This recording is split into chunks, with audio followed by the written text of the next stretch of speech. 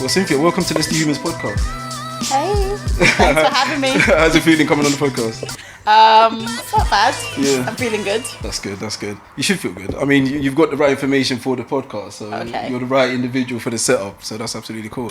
But as we were talking about like hospitals just a couple of minutes ago, so can you tell us a bit about yourself and what's your link to hospitals? So I am what you call a core surgical trainee, which means I am 4 years into being a doctor. Amazing. And I have been a doctor for about 4.5 years now. Oh, wow. And I specialize in surgery. Orthopedics is the end goal. What's orthopedic? Just for those that don't know Orthopedics what is orthopedic is. Bone surgery. Yeah. So bone, soft tissue, knees, joints, backs, pelvises. I should know a bit about that because I've had a few bone issues here. I've had a massive surgery where I've got like a 5-inch metal plate and 10 screws in my arm. So yeah, I'm one of those people that are just prone to like accidents. What did you do?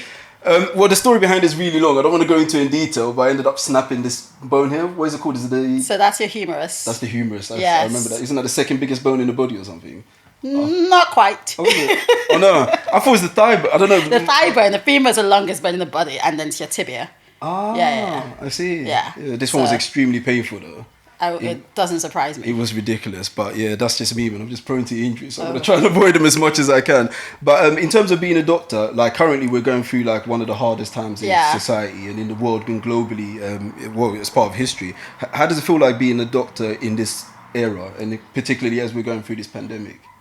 Do you know what? I think people finally realize what the job comes with, and I think this is probably the most support I've ever received as a doctor in almost 5 years. Is this from externals or internally? Both at work and externally, strangers, people. And I think that was really highlighted during the peak of the pandemic, where most people didn't go to work, were at home, and you have people like us, nurses, healthcare workers, who are having to go into hospital and expose themselves to something they really don't need to. And just the level of support that has come with it has been completely mind-blowing. Yeah. And it's made me appreciate my job a bit more as well, actually. I think people are starting to appreciate healthcare workers a bit more now because they've been put in a predicament whereby they realise that you're putting yourself at risk. Because some people described it as like seeing soldiers go off to war, knowing that they're defending you while you're at home in your comfort zone. So, but let me ask you one thing about like the appreciation. How did you feel about the clapping? Because I've had mixed reviews. Don't get me started about the clapping. And there's a reason why I'm asking you this. So I remember one time I was dropping, I'm going to say Lady A. It's a family relative because they definitely don't want me to say their name. And as we were driving up towards the hospital, there's a roundabout. Yeah. This is locally. There's a roundabout by the hospital. By the roundabout, there was these 3 guys that used to stand there every morning. Yeah. So as you're going around the roundabout, they're just there clapping, screaming and shouting at all the healthcare workers coming in. And she was like, when they go inside and have conversations about these guys clapping, they completely hated it. Like it wasn't something they enjoyed because it became too much in your face. I understand the sentiment behind it, but sometimes the actual approach could be a bit off. For me personally, I just thought the clapping was a bit superficial. Yeah. You know, there's so much that can be done within the NHS, so much that can be done for healthcare workers. And it's only just recently that the wages of most healthcare workers has risen beyond the rate of inflation. Yeah. And the clapping was started by the government, clap for the NHS, whereas it's the same government that's done things, that's made austerity cuts to the NHS and to healthcare workers. So I just thought it was a bit superficial and it's just BS, to be honest with you. Yeah. There was no need for it. If we're going to do something, let's do something tangible. Clapping doesn't pay people's wages. Yeah. Clapping doesn't, pay nurses' wages, pays doctors' wages. It doesn't do anything. So you feel the support from the actual general public was more genuine and more impactful than the government's initiatives? I think the government initiatives, it's publicity. Even just now, they've just announced that they're giving people pay rises, whereas there's pay rises that have been agreed upon 2 years ago and 3 years ago. These are things that have been agreed upon. Are these being backdated? Or? Yes. So nothing's been backdated. So but will they backdate? Is that part of the incentive? What, sorry? Is that part of the incentive to backdate the payments? No. For real? No, it's all publicity. It's all press. So I think one of the examples was, doctors are going to get a pay rise. Well, actually, what they forgot to mention is that excludes junior doctors who make up 90% of doctors. Oh, wow. They've already agreed a pay freeze 2 years ago just to keep the rate of pay along in line with inflation. And the people who were going to get a pay rise are consultants who are already paid over £100,000 a year. Yeah. And a lot of it was all publicity and PR stunts. Oh wow, it's tricky, man. But we're gonna delve into it a bit more further. But first, tell me about your journey to becoming a doctor. Why a doctor? I'm not gonna lie, I fell into it. So as most people tend to fall into stuff. I fell into it, so I didn't know what I wanted to do, and I was generally quite good at school. You know, I was that student who got good grades, and I think like my kind of, you know, head girl, prefect, that person. But I was still cool. But and one of my teachers just said, "Have you thought about medicine?" And I looked into it, and I thought, okay, this seems okay. And then I did work experience for a week at my local hospital when I was about 16, 17. Then I applied for medicine in my final year of sixth form. Didn't get in that year, but got in the year after. Okay. And and ever since I started doing it, I love it. So now it's become I feel a part of your passion. I made the right decision. Yeah, which it seems like it. But so when you're becoming a doctor, there's various fields within like the medical field, and there's various types of doctors. Yeah. I mean, nowadays they even got doctors that are receiving certificates but haven't actually, they're not the medical doctors, they're paper doctors. I'm hoping that one day I'll get one of these papers from one of these unis. Just an online doctorate. Online doctorate. But how do you sort of like narrow it down and pick like the specific lane that, specialty? So for me, I knew that, so you have two fields. You either go into medicine or you go into surgery, and you have a few other niche things like obstetrics, pathology, that sort of stuff. And the reason I picked surgery was I like instant gratification. Okay, you like results. I like results, and surgery offers you that. You know, you see someone, you see what's wrong with them, and you fix them, and the job's done. Whereas medicine, you see a patient, you're still seeing the same patient 1 week later, 3 months later, sometimes 1 year later. Sometimes you don't even know what's wrong with them. Yeah. Whereas surgery is very black and white. You know, you've broken this bone, let's fix it, or let's not fix it. Put you in a plaster cast, give you plates and screws, be on your way. And that's what I like. That's why I went into surgery. I quite like the instant gratification, and also a lot of your patients are very grateful because you can make a difference very quickly. Like example, when you broke your arm, I'm sure once it was fixed, you probably had the surgery the next day. Once it was fixed, you probably felt a lot better, and you get that instant results from your patients rather than, you know, the delayed gratification 3 months later of whatever could be wrong with them. Or in some specialties like psychiatry, you never cure your patient; they will never be okay. And I don't really like that. I like the instant gratification that comes with surgery. To know that you've done something and you got the results. But how do you deal with like sort of like the initial gore of it? Because surgery is not clean. It's never pretty. I think you start at medical school. So from medical school, you start going to surgery. So medical school, you do anatomy, which is, if I describe it to you, it's the worst thing in the world. You know, it's a way of learning the human body, and people donate their bodies to science. Serious? Yeah. So you're not just using frogs as... No, you're using real people. No way. Yeah. So you use real people, you dissect everything, you learn everything. So you're exposed to it from a very, very early stage. And also you kind of, when you're in the operating room, you switch off from seeing, I know it sounds really bad, but from seeing the patient as a whole person. You know, you drape everything. And all you're working on, for example, would have been your arm. Everything else will be covered up. I won't even be able to see your face. Oh, okay, yeah. So it's kind of disconnect from the actual it becomes individual. An art, especially while you're in the operating room, it becomes an art rather than, you know, treating the patient as a whole. And then once the patient's awake, then you go back to treating them as a patient. But how do you deal with like the emotional aspect of it though? Because at the end of the day, you do know that it's a human being, though, even though you're disconnected from the person because you're not seeing the whole body. I think you meet so many people, you do so many operations, it almost becomes like clockwork. And a lot of patients, a lot of the time you don't get a chance to really develop that emotional connection with your patient, especially they're patients they're only in the hospital for 2 days sometimes. In orthopedics, you know, you see someone, they break an arm, you fix it the next day, you send them home the day after, or even sometimes the same day. So you don't really get to have that connection with patients. Some patients you do, but you learn very quickly as a doctor to compartmentalize your emotions and not get too attached. Because you can't get attached to, I see, on a normal day, if I do a ward round, that's 40 patients. Wow. You can't form an emotion. It's I think the numbers kind of helps as well. to form an emotional attachment to 40 people in an 8-hour period. You know, if I do a 9-hour shift, it's not possible. No, I can completely understand. So growing up, whenever I used to like go into hospitals and stuff, my ideas of doctors were just like old people, especially old men with like grey hair and stuff like that. You never assume a doctor would look as young and as beautiful as you would do. But how do you find that working in that type of environment where there's an assumption that doctors are these old people that like are there taking care of people? Do you know what? I think the attitude is starting to change amongst the younger generation. But even amongst the older generation, at work, every time even if I say, my name is Cynthia, I am your doctor, you will have people who say, nurse. Is it because they assume that you wouldn't have the experience? They just assume that I'm the nurse. Like every single day, if I had £1 for every time someone assumes I'm the nurse, it happens because people do assume that doctors are meant to be old white men with beards. And that's not really the case. You know, it's a new generation. You have a new generation of doctors who are all colours of the spectrum, all ages. But I feel our generation probably understands that a little bit more than the older generation. Yeah, definitely. Because even when I have patients in clinics sometimes and they walk in, they're just like, ooh. Who are you? Okay. And usually in clinic recently, I've just been wearing, Vans and scrubs. And they're just like, who are you? And where's the consultant? Do they trust your expertise though? I feel like they do. I think if you know what you're talking about and you come across as you know what you're talking about, it's very easy to convince people. Yeah. Very, very easy. How's it been working during like sort of the pandemic and with the whole COVID crisis? It was stressful, man. Yeah. I had to work in ICU for 6 weeks. Oh, wow. So all my patients... during the peak of it? Yeah, during the peak of it. So I was in intensive care because it was just too busy. So my hospital was unfortunately one of the hardest hit hospitals in London. Wow. Because it's in a suburban area. So it was intense.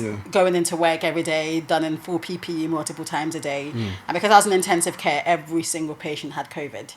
Oh, wow. Like, so we had at one point about 20-something patients ventilated on ventilators. So these are all critically ill. These are all so I only did the critically ill ones. I didn't have an experience on what it was like on the wards, but it was just the mental stress of it all. And you're trying to care for your patient at the same time you're trying not to catch COVID. You're trying not to die. It's the most important stuff. Ensuring that you're trying not to die in the process. Ensure that you've got the right PPE. Make sure you're taking it off the right way so you don't contaminate yourself.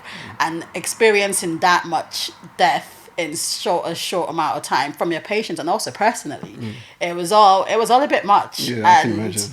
Having to build up that mental resilience to get through it was something I don't think I've ever experienced before, and I didn't want to experience. I think there must be sort of like a heightened level of paranoia as well, knowing that it's a virus that you can't see and it's so deadly to an extent. Oh, definitely. I was paranoid. Like, I had a full routine before I left work, disinfect myself before I came into my house, disinfect myself. Just trying not to catch COVID was all I was trying to do during that time. Trying to care for the patient, trying not to catch COVID. So one thing with COVID, there's been a lot of talk about those who actually got hospitalized. Yeah. And in regards to like them having serious underlying issues. Yeah. Was that the case for majority of your patients that you ended up dealing with? So when they say underlying issues, the problem is most of the underlying issues was just high blood pressure. Oh, which is not a serious... I mean, if it's not a serious thing, I'm sure any black person... will know their parents' friends, their aunts and uncles who all have high blood pressure. Most of the patients, that was the only underlying issue they had. Some of them diabetes, but most of them were just high blood pressure. So I would say it was mostly obesity that I noticed. Yeah. Obesity and unfortunately that's what I heard a lot about as well. Being black and being Asian were probably the biggest risk factors. Yeah. I mean, there was a lot of talk about like the BAME community and having like disproportionate deaths as well. So was that down? What would you bring that down to? Because there's been a lot of debates and a lot of like articles that I've read in relations to this. So on one hand, there's the argument that it's a cultural thing in regards to what we eat, our lifestyles, the amount of individuals that live within a household, and then also on the other side, there's the prejudice argument. That there's some level of like lack of care towards like the BAME community. Where do you think it tilts to, or is there a combination of both? I think it's a combination of multiple factors. So an example is my ICU. At one point we had 21 patients downstairs. We had 2 ICUs, and I counted one day and there were only 2 white patients on ventilators. So even if you said the area was mostly BAME, oh goodness, it was mostly BAME. That was disproportionate to the number of people in the area. Yeah. And it's a few factors. Number one, it's economical. So most black and ethnic minorities are likely to work in low skilled jobs, which means they're more likely to be key workers. They're more likely to be the one who are working in supermarkets, or be the security guards, or, you know, that sort of stuff. So you're more likely to be exposed. If you go into any London hospital, most of the nurses are either black or Filipino. Yeah. And that's just what it's like in London. So that's one thing. And then if you are economically disadvantaged, you are more likely to make poor health decisions. You're more likely to eat badly. You're more likely to be overweight, which then puts you at risk of certain conditions like diabetes and hypertension that are the risk factors for getting COVID. So for me personally, when it all boils down to being an economical problem. Yeah. All right. So that's one. And then secondly, it's the cultural thing that you mentioned as well. But when you think about it, especially in the black community, there really isn't that thing where loads of people live in the same house. Yeah, that was more towards like the Asian community, I think, exactly. when the research came out. But even a lot of the Asian communities, the slightly younger ones, that doesn't really happen. But again, you're more likely to work in low-skilled jobs. So things like Uber drivers, taxi drivers, bus drivers. And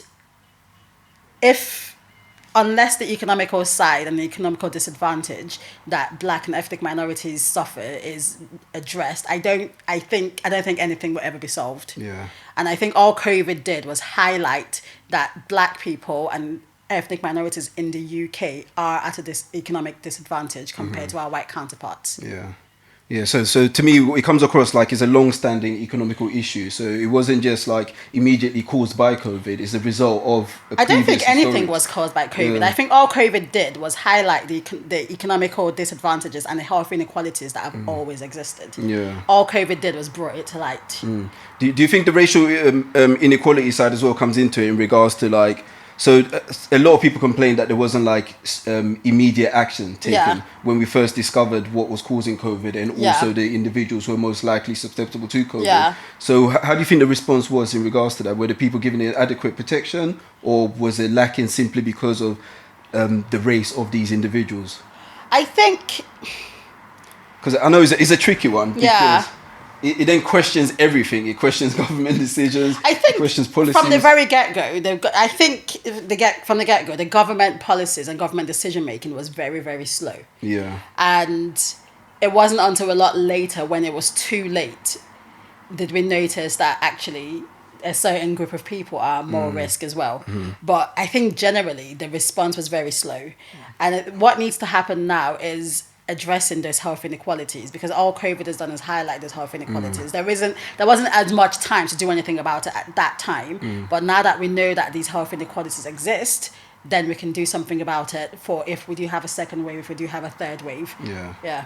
Most definitely. And also throughout the process, there's been a lot of like discussions as not just like the economic inequalities, but also some of the racial biases within the medical field. And one in particular, which recently was a really sad story about a YouTuber. I'm not sure if you follow the story. It was a Nicole Thea, her name was. And there was the issue in regards to her pregnancy. And she had some level of difficulties, which then led to her having a heart attack and passing away. And now, what is your take on it? Because obviously you're a doctor, so you have more idea. As in regards to how black pregnant women are perceived within the medical sphere? I think there's a lot of implicit bias in healthcare. So when you look at it, black women in the UK are, I think, 5 times more likely to die in childbirth compared to white women. And again, it's a few things. So the things that kill pregnant women is heart disease and strokes. So if we take it back to what I said earlier, just by being black, you're more susceptible to heart disease and strokes. One, because of the hypertension, high blood pressure, and 2, the obesity and food choices. And that again boils down to an economical thing. So that's one side of it. And the second side of it is this implicit bias that healthcare professionals don't really know that they have. So black women's pains, black women's concerns aren't taken as seriously. There are papers and textbooks from 2017. I remember seeing a textbook from 2017, this is just 3 years ago, that quoted that black people feel pain differently from white people. Oh, wow. So things like this create a bias. Is this still being read in the... Yes, this is the textbook from 2017. Oh, wow. That I saw, I think, a few weeks ago, that black people feel pain differently, black people don't perceive pain differently, so... Or black people are more aggressive. So if a black woman is asking for help in hospital that she's in pain, it can come across as aggression and not being taken seriously. So stereotypes. Yeah, so it's a stereotype thing. It's a bias thing that needs to be addressed. So if few NHS trusts are starting to do that, workshops and implicit bias and recognizing your own bias as a healthcare professional. But it's something that exists. Yeah, but the thing is that, to me, what I find ridiculous is that these sort of textbooks, they need to be identified, pointed out, and then rectified or completely gotten rid of. So why are they still in circulation when we know that there might not be no necessarily inherent differences between two different women feeling pain? They're in circulation because people produce stupid research all the time. So some researcher has decided that they were going to see how black people feel pain compared to how white people feel pain, and they were going to do that by a questionnaire, and they then put it in a textbook because it's science and it's correct. And that's how these things still come about. Questionnaire researches to me are the worst things ever, because culturally everyone's different. The way we react to stuff is different. Like the way we communicate within the African community is different. Because I had an uncle who used to tell me a story about working in a is a mental home the right term? So he used to work in a mental health home, and he said that sometimes, like, when there was a black person eating with their hands, for instance, they would take that as them acting out their mental issues. When in fact it's a cultural thing. Because that's what we do at home. That's how we consume certain foods within our nations. So it's that lack of understanding. Like, is there processes in place to rectify these biases and lack of understanding? There aren't processes yet, but I think it's starting to happen, but it's a lack of understanding. And sometimes, if you have, let's say you have a white male consultant and you have a black pregnant female in labor who's saying she's in pain, that consultant doesn't completely identify with that woman. Like, you might think, oh, she's just making it up, or she's not in that much pain. I've seen worse. And so disconnect. There's a complete disconnect, and that's the thing. That's the implicit bias, and that's the thing that you have to know that you're capable of doing. Unless you know that this is something that you could do, you're never going to address it. And that's what a lot of hospitals are starting to put in place, especially since COVID, is bias training and understanding and recognizing the biases that you may not even know that you have.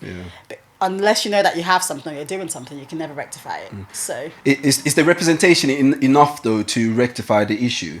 So right now, I don't know. Maybe I'm just seeing a lot of nurses of ethnic backgrounds, but maybe the people at the top end who get to deal with patients directly. What's their representation like in order for?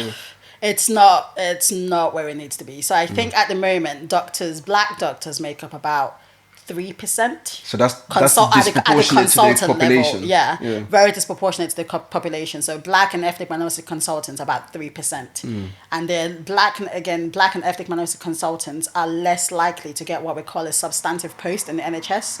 So as a consultant, if you are substantive, you are then free to go do things like private work and private clinics. And if you are black, it is known that you are less likely to get one of those posts. And again, if you're black, you get paid less than your white counterparts as a consultant. Somehow they figure out something to add on to someone else's pay, but you get paid less. So that representation is not there at the top end at all. It's starting to change slightly, but it's nowhere near there. Do you think that will go far away in terms of like rectifying the issues of? I think so, because for me personally, I feel like I'm more likely to connect with a patient that I identify with. So if I was an obstetrician, I'm more likely to resonate with a black woman's pain than, let's say, a 50-year-old white male consultant. And unless you get that balance right and actually represent the population in the medical field, there will always be that cultural disconnect, and that's when education comes in. No, definitely. And now, I mean, I'm always of support of like rightful representation.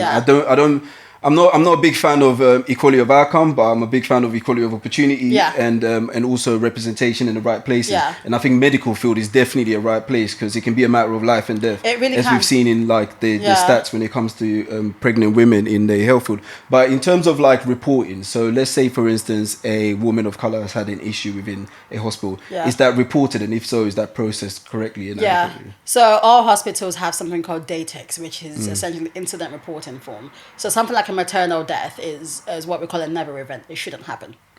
So regardless of the ethnicity, what's the numbers? What's the ratio? Like, so out of 10, how many births? It's really low. So I think off the top of my head, for black women, I think it's in the UK at the moment it's 40 deaths per 100,000. But for white women, it's about 12. per 100,000 births. Yeah. So for white women, it's about 12 or 9 so or something. Yeah, so it is disproportionate. Massive, the massive disproportion. And again, they think that boils down to a few things. Black women being more likely to be older mothers, and black women being more likely to have pre-existing health conditions, so the hypertensions and the diabetes and the heart disease. But it's still a complete disproportionate thing anyway. But it's always reported. Every maternal death is always reported. Every serious incident is always reported. And if it's very serious, there's always an investigation into what could be learned from the situation, rather than trying to blame someone.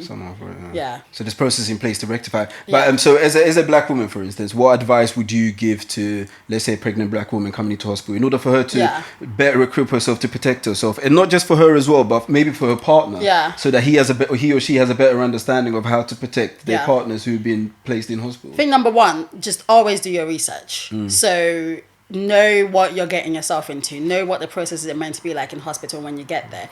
Know what pain relief you're entitled to have, and make plans. So if it's an epidural that you want to have, make that plan before you get into hospital, before it's too late. Voice your concerns and write them down. So if your partner has to write them down, but voice your concern. And the thing patients forget is that you are entitled to a second opinion. So if let's say you're in pain or something doesn't feel quite right, and you say it to a nurse, the nurse doesn't listen, tell the nurse that I want to speak to the doctor. And if the doctor comes and doesn't listen to you, or you don't feel like you're being taken seriously, you're entitled to a third opinion. Ask to speak to another doctor. Don't take no for an answer. And I think a lot of black women forget that. A lot of patients forget that, because they see doctor-patient relationship, and there is that disconnect. But actually, this is your life at risk. And just voice everything that you are feeling, and just make sure that you are taken seriously. And at any point, if you don't feel like you're taken seriously, just get another opinion. So just be insistent, just insist on it, because I think one of the issues with like seeing people in like a position of power or authority is always that fear to speak up. Because there will always be that fear. There's always that fear, and there's always that assumption that they're always right. But they know what's going on. They know what's going on. But at the end of the day, I always tell people, you know your own body, and you know when something just isn't quite right. As a patient, I tell my patients this, you just know when something isn't right. And the minute you know that, pregnancy is high risk already. It's a high risk situation, and it's not just one person's life at risk here, it's two people's lives. So it needs to be taken seriously. Yeah, most definitely. How do you share your cultural knowledge within your sort of like workspace? Like, because obviously you're going in there as a Nigerian lady, and you're probably coming across Nigerian patients as well. You're seeing how other cultures are interacting with those. But there must be some things that you see, and maybe there might be mishaps or lack of understandings. Like, how do you go about? I think it's just gently just highlighting to your colleagues that no, not quite right. I think the funniest thing that still ever happened to me was being called down to clinic to interpret for a Nigerian patient. And I bet the person was speaking English. They're speaking English. It was just an old Nigerian man who was speaking English in the way he knows how to speak English. And the whole time I thought, what is going on here? And it was that moment, using the chance to educate my colleague. If you just slow down and be slightly more patient, you'll realize that he's speaking English. And it's the same with patients on the ward, patients who refuse certain things, and some patients, like black patients, are more likely to refuse certain pain relief or refuse certain things. And it's just understanding that, and rather than, taking it as a joke or taking it as for what it is, just explaining to colleagues that actually this is what they're like. And understand it, and let's all move on. And also a bit of like there's also that distrust as well with the patients to the doctors as well, because I think so culturally, I was speaking to one of my friends who's a teacher, and she was having issues because she was working with children that had learning disabilities. And she said the issue that she was finding is that the clash between religion and science. So she tends to have that problem a lot in schools, where they're trying to diagnose her kids who have learning difficulties, but she's refusing to accept it because of her religious and cultural background. Is that something that you face in the medical field as well? To an extent, yes. But I think it's funny, once their life is at risk, or once your health is at risk, drop everything. Everything drops, and you just want to do everything you can do for yourself in that moment. I've only had one experience of a patient who just, I think this was when I was in F1, so it was 4 years ago. And I remember it was a Nigerian patient who self-discharged from hospital. And I just thought, you're crazy. What's her reason? He had cancer and he just left. Serious? Yeah, he just left. And I could not understand. And I thought, you know what, you were back. Because religion can only take you so far. Like, that's the only time. But most of the time, when people's health is at risk, the religion seems to take a backseat a lot. Like, and they're not bringing the anointing oil to the hospital, are they? I mean, do you know what? I have no problem. Bring your anointing oil to the hospital. Yeah. Bring your pastor to come pray for you in the hospital. But it's not going to harm you. Yeah. As long as you're not doing harm to yourself, I'm good. Yeah, because I mean, the discussion I was having was that the importance of, because obviously being Ghanaian and being of African as well, I was like, there's certain things that we need to learn how to combine the two and understand that they both work coincide with each other. I think so. Health is one of those things. Yeah. Definitely, health and education particularly. So these are the things that we need to pay more attention to. We need to do our research, as you said, and understand more, so we're better equipped to protect ourselves. Yeah, definitely. And those within our community. So that's of vital importance. Definitely. No, definitely. But so what's your advice for like someone who's aspiring to become a doctor, like a young person out there aspiring to become a doctor and being on the assumption that they have to study for the whole of their lives? Because whenever I look at doctors, I just feel like, unfortunately, you do have to study for all of your life. Isn't it? There is a lot of book reading, and you're always learning, because there's always going to be new research published on how to treat certain conditions. There's always going to be something published, so you're always learning. But I think that's what I like about it. You know, you're always learning. So even just this morning, I was reading a quick research paper on how to treat certain fractures in the elbow, and it's just something that's come out. So you're always learning. But the good thing is, it's the one job that you're not sat at a desk. You're seeing different people from different walks of life, and you're actually making a difference to people's lives. Yeah. And there aren't many jobs and many careers that give you that opportunity. So if you want to do it, number one, do your research. Okay, I always say do your research. Go on work experience. Visit your GP. If you go to your local GP practice, they will let you just sit in for 3 days. You have to sign a few forms. Do you have to be a student to do that? Always. You got to be a student. Yeah. You got to be trustworthy. Yeah. Like, not just a randomer, but like I did one at my GP practice, and I did one at my local hospital. You just apply. All hospitals have this. You apply for work experience, and they will let you shadow for a week just to see what it's like. And you have to understand that it's hard work.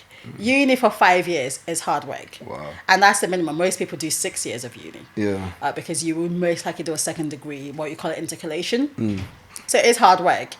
But the hard work pays off. Yeah. It's not great pay. So if it's money that you want, this is the wrong career choice more for you. Satisfaction. It's more satisfaction. Yeah. You know, it's not great pay, but it's not bad pay. Like, I won't say I'm paid badly at all. Yeah. But it's, you know, compared to, you know, your high flying city counterparts, I might probably not be paid as much. Yeah, but everyone's purpose in life is different. Yeah, where they get their joy. Yeah, exactly. And I like my job. You know, I would say 80% of the time I like my job, and I don't think most people can say that. So I feel like it's a good trade-off. What is it that you love most about it for it to reach at 80% more? Do you know what? It's the patient interaction. Yeah. I have stories for days of just strange people, happy people, and just different patients that you meet. And then some people, you make a difference in their lives. They send you a nice little basket. They send you a card.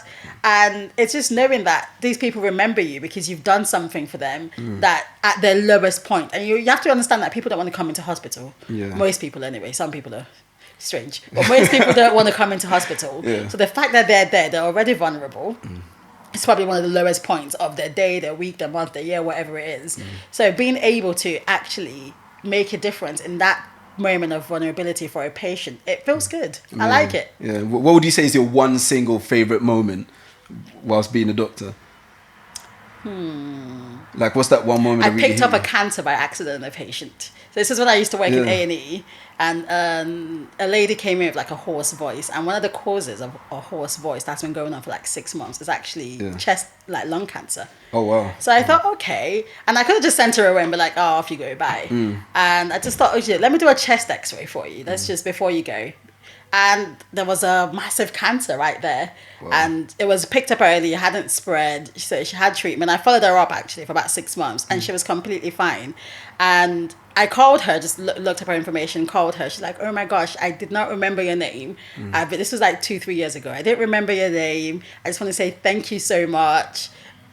And then the next day, her and her daughter came into hospital with all these presents and gifts. And I think that's probably the most touching thing that's ever happened to me as a doctor. That's like inadvertently saving someone's life. Yeah. Because it wasn't something that was clear. No. And then you just put it in. Yeah, it was just something I thought about. I thought, you know what, I felt really proud of myself. But there was no thought process behind it. I just thought, let's just do a chest x-ray. Why not? Yeah.